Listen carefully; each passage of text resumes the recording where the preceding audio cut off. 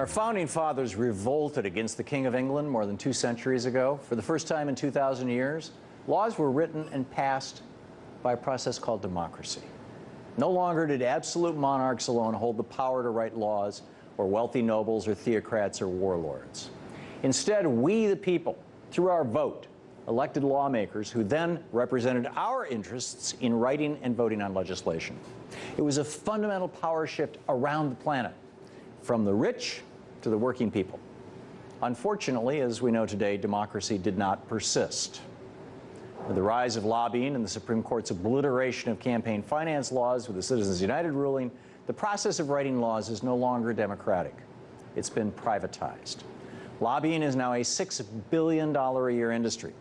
Corporations hiring politically savvy insiders, many of whom were former Hill staffers and members of Congress themselves, to write laws and then hand those laws off to current lawmakers to pass in exchange for campaign contributions. This happens inside the Washington Beltway and outside as well, in state capitals all around the country, as corporate think tanks like ALEC gather mostly Republican state lawmakers and corporate executives from all around the country to write legislation to be passed in state legislatures too. Everything from shoot-first laws to anti-collective bargaining laws to anti-EPA laws, they all have ALEC's fingerprints on them and are actually being written by corporations like Walmart, Koch Industries, and the lobbyists working for them.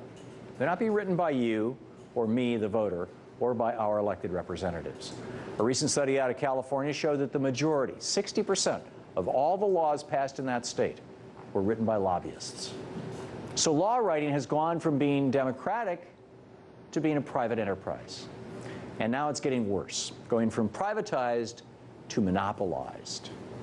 The New York Times is out with a new story today on WPP, a London-based corporation that's buying up most of the big lobbying shops here in Washington, D.C. The Times refers to the company as, quote, a consolidating force in the influence peddling industry. WPP is a $72 billion foreign corporation running more than 150 public relations, advertising, and lobbying companies, employing nearly 160,000 people. And K Street is getting devoured by WPP as more and more lobbying boutiques join up with this massive one-stop shop of influence. As the Times writes, WPP has become, in effect, a special interest mega firm with offerings for conservatives and liberals, environmentalists and polluters, gun lovers and gun haters, Tea Party diehards and public sector unions, old guard media and their high-tech competitors, the entire gamut from left to right, top to bottom. So if you're a Texas energy baron and you want to blow up EPA regulations on toxic coal ash, then reach out to WPP, where you'll have, first, access to the public relations team to promote your corporation and give it a good name in the community.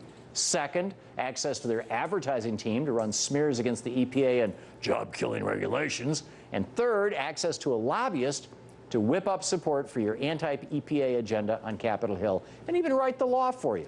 Mitt Romney's Bain Capital did just that in 2011, giving WPP $320,000 to monitor tax reform development.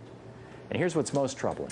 WPP runs operations in 107 different nations, including the United States. It's like an unofficial branch of government that knows no national boundaries. This is a libertarian's wet dream, a one-world corporate government that answers only to profits instead of principles. And it shows that those of us who want to restore true democracy, represented by we the people and not corporations, still have a lot of work left to do. Throughout history, democratic governments have always been a society's best defense against massive wealth and corporate power. But now that democracy is being privatized and monopolized, it's increasingly going to the highest bidder. While WPP can run these operations in numerous countries, the U.S. is particularly vulnerable because our Supreme Court hatched this bizarre idea a century ago that money isn't property like common sense would tell us, but it's actually a form of speech, which the First Amendment says can't be regulated. Because of this Supreme Court-created doctrine, which no president and no Congress has ever advocated, in fact, many have pushed back against it, because of this, WPP and other big corporations can essentially buy the laws they want. This is not democracy in action. It's the death of democracy at the hand of big corporations like Bain Financial and JP Chase. We need our lawmakers to ban the practice of corporations writing laws, giving those laws to legislators along with big campaign checks and running massive advertising and PR campaigns to ensure public acceptance of those laws. It should be illegal. But for now, it's illegal for our legislators to enact such a ban because the Supreme Court says they'd be trampling the free speech rights, the use of money, of the corporations that the Supreme Court recognizes as people. You know, it's time to put an end to this subversion of democracy in America by a British corporation. But before that can be done, we need to stop the Supreme Court from pushing their bizarre doctrine that corporations are people and money is speech. For that, go to movetoamend.org and join the movement to amend the Constitution to end this corruption of democracy by our Supreme Court. That's it for The Big Picture tonight. For more information on the stories we covered, visit our websites at tomhartmann.com, freespeech.org, and rt.com.